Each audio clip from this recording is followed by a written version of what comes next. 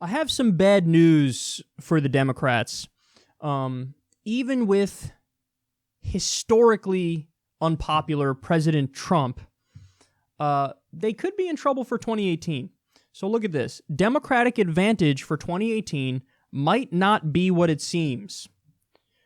So listen to this. I'm going to read you this little short excerpt here that says it all.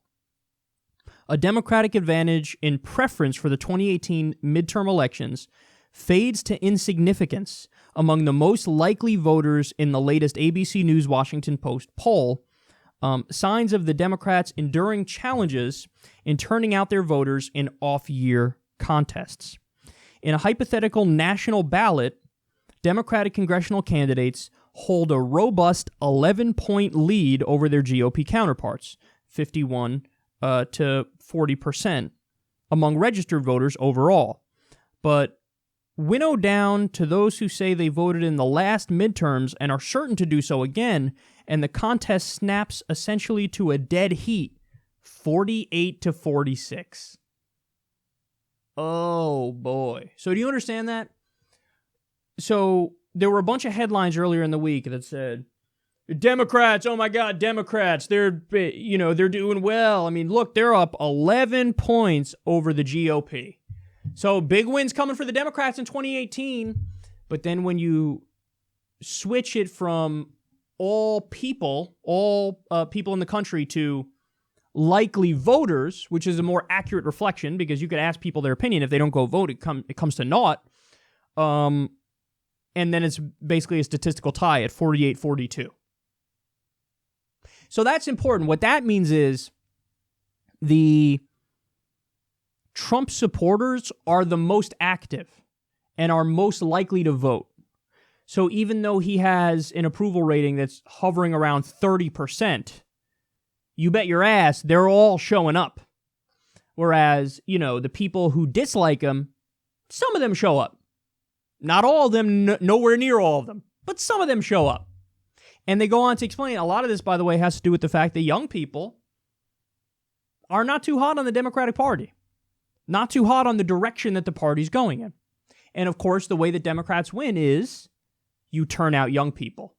When you don't turn out young people, the overall turnout levels are low. When the turnout levels are low, Republicans end up winning because older people and right-leaning Republicans, they view voting as more of a civic duty, so they go do it no matter what, even if they don't necessarily agree with the either candidate or whatever. So there's a lesson here, man. Now, understand, you could say, well, hey, maybe this poll was a little off because of what just happened 2 days ago in the election. But you have to understand something.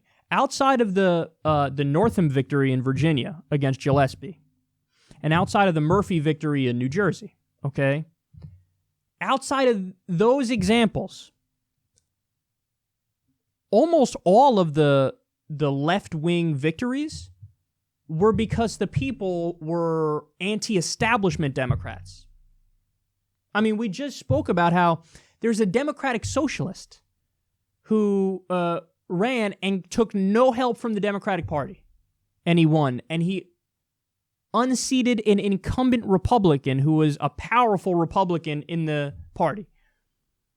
So when you have our revolution-backed candidates winning, when you have Democratic Socialist-backed candidates winning, what you're looking at here is people are voting for the most left option available.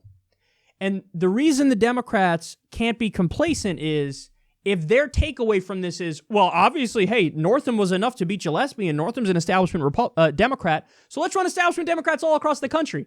If that's the Democrats' takeaway, they can lose, and they absolutely can lose. Okay? But if the Democrats say, you know what, hey, we see the disparity here but in likely voters where, hey, we have an 11-point lead among, just if you do the poll, but if you go to likely voters, it's only fucking 2-point lead, which is not a lead at all. It's a tie, basically. If their takeaway is, well, then that means we have to up the turnout, and that means we have to get young people engaged, and the way to get young people engaged is to run populist leftists who are anti-establishment. If that's the takeaway, then the Democrats will win. So in other words, you need the furthest left option possible. You need Justice Democrats, you need independent candidates, you need Democratic Socialist-backed candidates. These are the people who generate enthusiasm because they actually stand for something. So the Democrats can get complacent as a result of the election results from the other day and say, being anti-Trump is enough. No, it's not enough. If being anti-Trump was enough, he wouldn't have won in the first place. Hillary would have won because her whole campaign was, I'm not that guy. You know? The Democrats wouldn't have lost 1,000 seats under corporate Democrat control if the corporate Democrat, establishment Democrat strategy worked. So the answer is you give people a populist left option, and that's how you guarantee success.